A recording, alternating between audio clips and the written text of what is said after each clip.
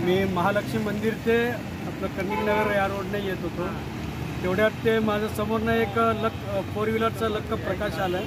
ते प्रकाशानं मला काय डोळ्याला अंधूक दिसलं, ते काय मला कळालं नाही आणि मी या खड्ड्यात पडलो पूर्ण. आणि माझं बाईक आणि माझं मोबाईल आणि माझं पाकीटसुद्धा यात पडलं. आणि मला पोहता येतं म्हणून मी वरपर्यंत आलो. अंदाज येते बहुतेक पाणी एक 15 फूट पाणी असेल. आतमध्ये 15 फूट पाणी आहे. 15 फूट पाणी आहे आणि खड्डा कमीत कमी एक 25-30 फूट खड्डा असेल ते.